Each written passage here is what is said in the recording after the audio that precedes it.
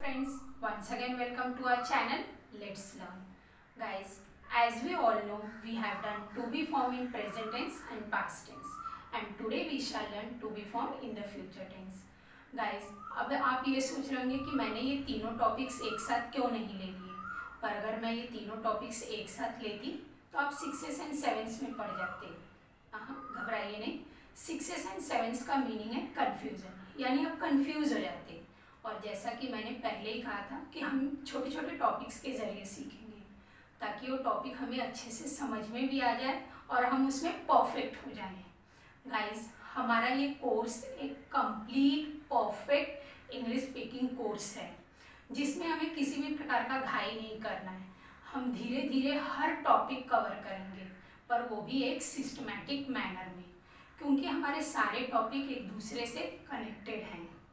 तो गाइस, अब तक आपने देखा भी होगा कि हम कितनी आसानी से और एक सिस्टमैटिक मैनर में सीख रहे हैं। तो आप किसी के झांसे में ना आए। कोई कितना भी चिल्ला चिल्ला कर कहे कि आप ये करो वो करो, 7 दिन में इंग्लिश बोलना सीखो, तो ये ध्यान दें कि किसी के पास कोई जादू नहीं है जो आपको इंग्लिश बोलना सिखा देगा। इंग्लिश बोलने के लिए सिर्फ 2 बातें सबसे ज़्यादा इम्पॉर्टेंट हैं, और वो है सही गाइडेंस और आपका रेगुलर प्रैक्टिस। उसके लिए आप जैसे जैसे धीरे धीरे एक एक टॉपिक सीखते जाएं, उसे अपने कम्युनिकेशन में उतारते जाएं। कम से कम उतने सेंटेंस आप इंग्लिश में ही बोलें जितने टॉपिक्स आप कर रहे हैं, और आप खुद देखेंगे कि आपका कम्युनिकेशन लेवल बढ़ रहा है।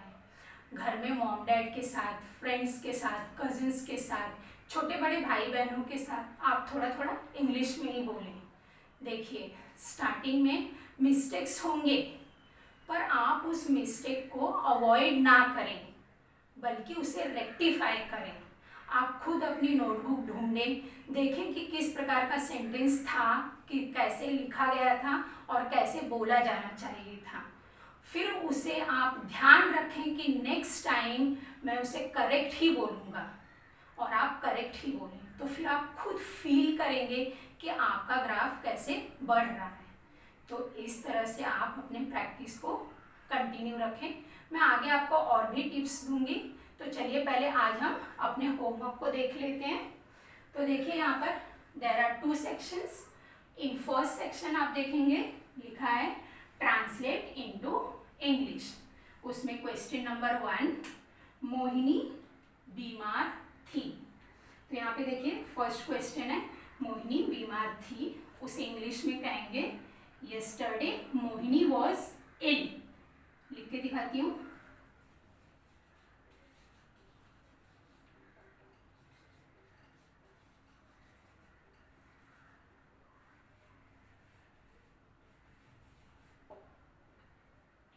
देखिए, yesterday Mohini was ill. Now question number 2, वे सूखी पत्तियां थीं, इसे इंग्लिश में कहेंगे they were dry leaves. Now third question, वह मेरी घड़ी थी, इट वॉज माई वॉच। देखिए, it was my watch. Now question number 4, कल का खाना बहुत अच्छा था, इसे इंग्लिश में कहेंगे yesterday's food was very good. लिख के दिखाती हूँ।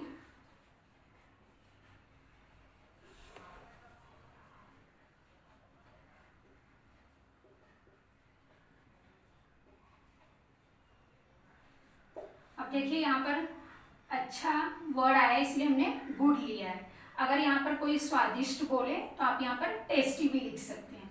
जैसे yesterday's food was very tasty. Tasty का स्पेलिंग मैं लिख के दे देती हूँ। और यहाँ पर आप देखें yesterday's food was very tasty. अब ये देखिए, सॉरी, यहाँ पे अपॉस्ट्रोफी एस आएगा। अब देखें, यहाँ पर एक वर्ड आया है का। अब जब हम किसी के लिए का, की, के लगाते हैं, तब हम यहाँ पर अपॉस्ट्रोफी एस लगाते हैं। तो देखिए यहाँ पर जैसे आप बोलना चाहें टुडे, टुडेज यानी आज का, तो आप कह सकते हैं टुडेज। कल का तो टुमारोज। इस तरह से आप का के की के लिए एस लगाते हैं। और एक बात और ध्यान दिए कि जब किसी सजीव के लिए आप का की के इस्तेमाल कर रहे हैं तभी आप ये अपॉस्ट्रोफी एस लगा सकते हैं। जैसे कि आप कह रहे हैं my mother's name, my father's name, तो आप मदर के बाद अपॉस्ट्रोफी एस लगाएं, फादर के बाद अपॉस्ट्रोफी, यानी मेरी माता का। अब नाम है या कुछ भी आप कह सकते हैं, तो my mother's name is so and so. अब यहाँ पर आप अगर जो भी नई चीज़ सीखते जाएं तो उसे अपने नोटबुक में नोट भी करते जाएं, तो जब आप रिवाइज करेंगे तो आपको वो चीज़ याद आ जाएगी। नाउ क्वेश्चन नंबर 5, परसों वह बहुत व्यस्त था, इसे कहेंगे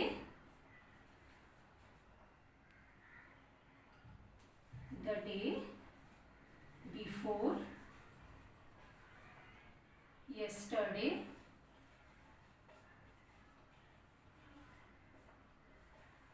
he was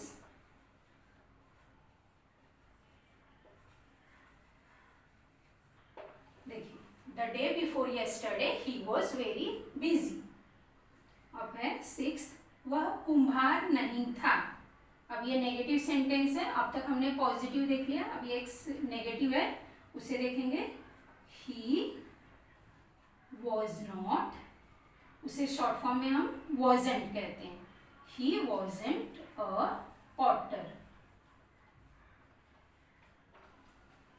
अब हम बढ़ते हैं सेकेंड सेक्शन की तरफ। उसमें देखें लिखा है ट्रांसलेट इनटू हिंदी। तो अब यहाँ पे इंग्लिश सेंटेंसेस है, अब हम उसे हिंदी में ट्रांसलेट करेंगे। फर्स्ट है इट वॉज हिज टर्बन, इसे यह उसकी पगड़ी थी, लिख के दिखा रही हूं मैं।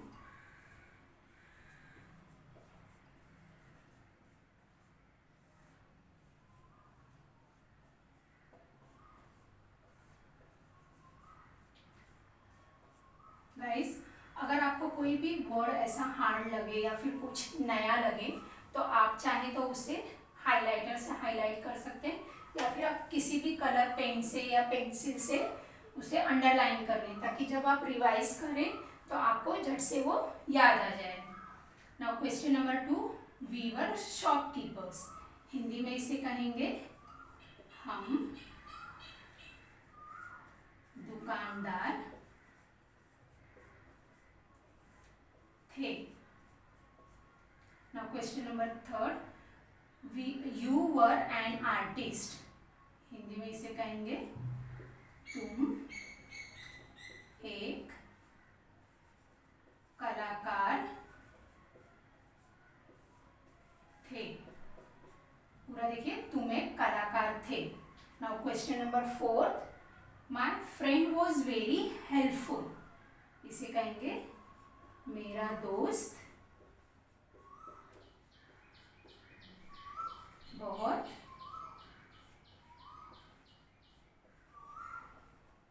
मददगार था, मेरा दोस्त बहुत मददगार था। Now question number 5, he was a doctor of Poddar hospital, इसे कहेंगे वह पोद्दार अस्पताल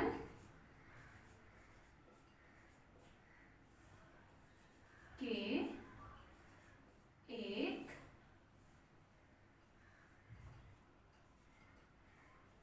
डॉक्टर थे, वह पोद्दार अस्पताल के एक डॉक्टर थे।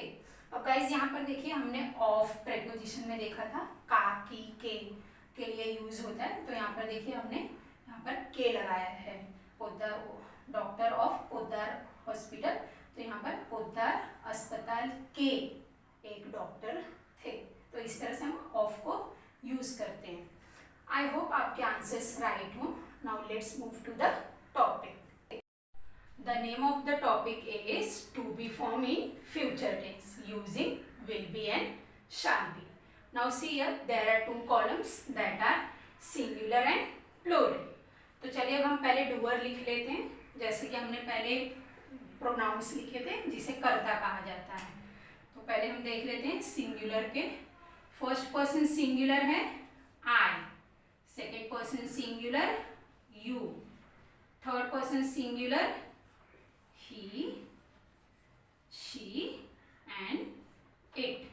और first person plural we, second person plural you and third person plural they. तो चलिए अब हम इनके हेल्पिंग वर्ब्स देख लेते हैं कि किसके साथ कौन सा हेल्पिंग वर्ब लगेगा। तो आई के साथ हम यूज करते हैं shall be, you will be, ध्यान दें, he will be, she will be, it will be. अब यहां देखिए प्लूरल में फर्स्ट पर्सन प्लूरल है वी, वी के साथ भी हम शैल यूज करते हैं, shall be, you will be, और अभी दे के साथ भी विल बी। अब हम इनके हिंदी देख लेते हैं एक बार। आई शैल बी मीन्स मैं होऊंगा या होंगी। नाउ यू विल बी तुम होगे, ही विल बी वह होगा, शी विल बी वह होगी, इट विल बी यह होगा, या फिर आप वह होगा भी यूज कर सकते हैं इट के लिए। वी शैल बी हम होंगे, ध्यान देते रहें आप। यू विल बी आप होंगे, दे विल बी वे होंगे। अब देखिए बहुत बार आपने सुना भी होगा आई के साथ हम विल भी इस्तेमाल करते हैं। तो जब आई और वी के साथ ऐसे रूल है, आई के साथ शाल ही यूज होता है। तो यहाँ पर बी है शाल बी और यहाँ पे वी शाल बी। पर अगर आप अपोजिट कर दें, जैसे आई के साथ विल भी यूज करें और वी के साथ भी विल भी यूज करें, तब जब आप ऐसी बात करते हैं तब आप किसी निश्चितता को दर्शा रहे हैं, आप सर्टेनिटी को दर्शा रहे हैं, इसलिए आप विल भी बोल रहे हैं। यानी आप वहां पर होंगे ही, यह आपको अगर बोलना है तो आई विल बी देयर, तो आप यहाँ पर विल यूज कर सकते हैं। और सेम वही रूल हो जाता है यू के साथ। अगर आप शाल भी यूज कर रहे हैं तो आप यू के लिए आप किसी चीज के लिए निश्चित कर रहे हैं। तो जब हम थर्ड पर्सन या सेकंड पर्सन के लिए शाल यूज करते हैं तो किसी ना किसी निश्चितता को दर्शा रहे हैं। और आई के साथ जब विल या वी के साथ विल यूज करते हैं तो हम निश्चितता को दर्शाते हैं। और नहीं तो रूल में अगर आप बोल रहे हैं तो आप एक नॉर्मल बात कर रहे हैं।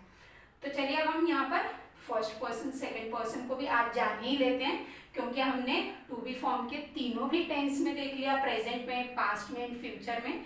पर अब तक मैंने आपको बताया नहीं कि ये क्या होता है। आज हम देखते हैं फर्स्ट पर्सन यानी कि जो इंसान खुद बात कर रहा है, सेकंड पर्सन जिससे बात कर रहा है, और थर्ड पर्सन जिसके बारे में बात हो रही है। यानी आप देखिए मैं आपसे बात कर रही हूँ तो मैं फर्स्ट पर्सन, आपसे बात हो रही है तो आप सेकंड पर्सन, और हम लोग इस टॉपिक के बारे में बात कर रहे हैं तो ये थर्ड पर्सन। तो इतना आपको समझ में आ गया, आप अच्छे से नोट कर लें। तो अब हम इनके सेंटेंस देख लेते हैं। देखिए फर्स्ट सेंटेंस है दीपक प्यासा होगा, उसे इंग्लिश में कहेंगे दीपक will be thirsty. Deepak will be thirsty. Now second, उसकी गाड़ी की चाबी मेज पर नहीं होगी। ये नेगेटिव सेंटेंस है, इसे हम बोलेंगे हिज कार की।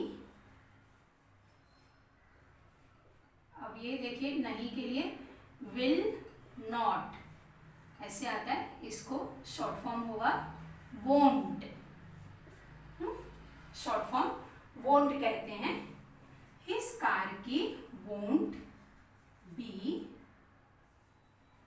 On the table. Now third is यह उचित नहीं होगा। फिर से नेगेटिव है, अब हम डायरेक्ट वोंट लेंगे। It won't be fair.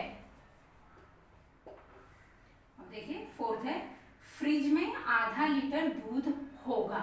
अब ये सेंटेंस को देखिए थोड़ा सा अलग लग रहा है इनसे, क्योंकि इसमें जो ये डूअर है, यह, उसकी गाड़ी की चाबी या दीपक, ये पहले आए हैं और इसमें आधा लीटर दूध बाद में आया है और फ्रिज में जो जगह है वो पहले आया है। लेकिन हम पहले डूअर ही लेंगे, तो आधा लीटर दूध को कहेंगे हाफ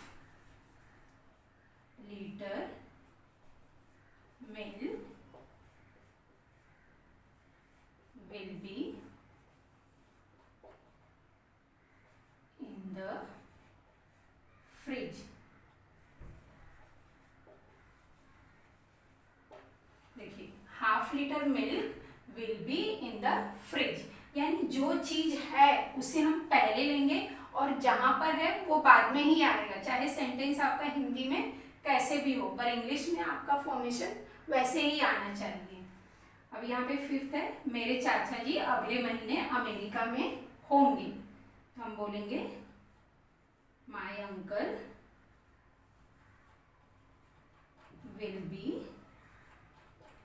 इन अमेरिका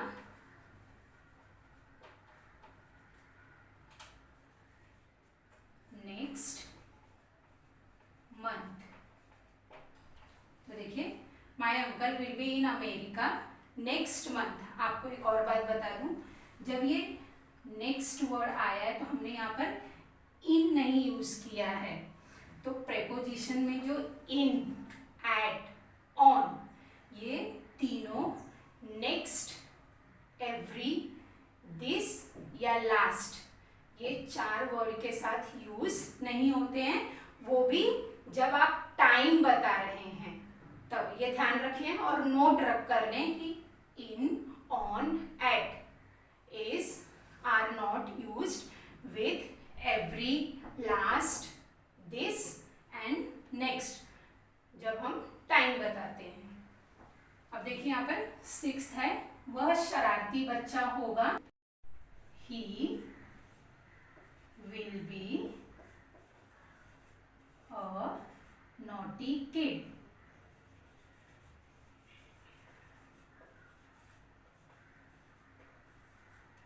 देखिए इसे कहेंगे वह शरारती बच्चा होगा।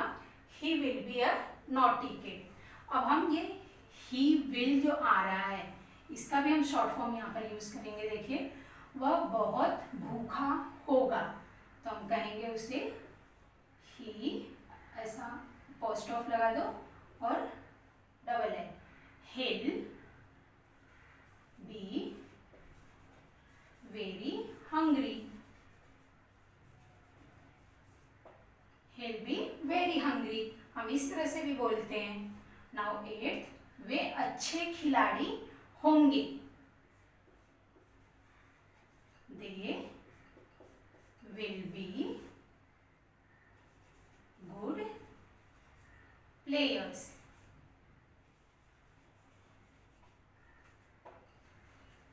नाउ नाइन्थ इज 2 हफ्ते बाद भी मैं मुंबई में नहीं होऊंगा।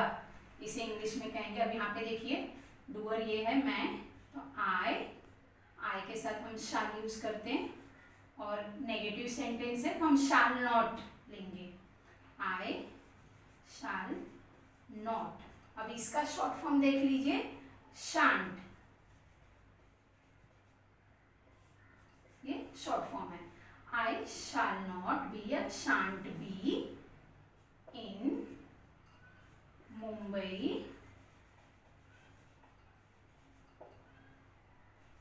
यहाँ पे बोला गया है 2 हफ्ते बाद भी, तो हम लेंगे even after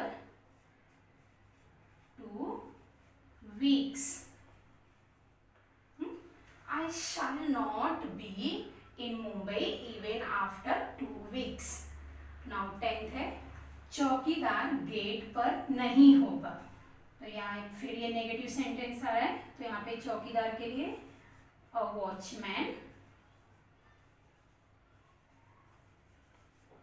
अब गेट पर है तो आप देखिए, कोई हम कहते हैं दरवाजे पर डाकिया या पोस्टमैन है, तो कोई दरवाजे के ऊपर नहीं होता है, पर फिर भी हम पर वर्ड यूज करते हैं। तो आपने प्रेपोजिशन में देखा होगा कि पर के लिए हम एट लगाते हैं, तो यहाँ पर भी एट आएगा।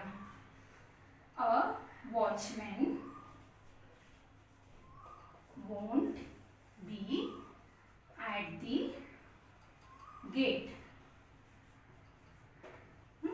तो इस तरह से देखा हमने कितने अच्छे से सेंटेंस बना लिए हैं। जो भी बात आप नई सीखते जा रहे हैं तो उसे आप नोट करते जाएं। और अब हम होमवर्क देख लेंगे और उसके बाद आपको मैं कुछ बताऊंगी कि किस तरह से होमवर्क को आपको करना है। Now see guys, this is your homework. Let me read it once. First है वह दयालु महिला होगी। सेकेंड मेरा बटुआ फ्रिज पर होगा। थर्ड बच्चा पालने में होगा। फोर्थ उसके घर के बगल में एक बड़ा सा पेड़ होगा। फिफ्थ है पूरी अच्छी मूवी होगी। सिक्स्थ अगले साल हम सब एक साथ होंगे।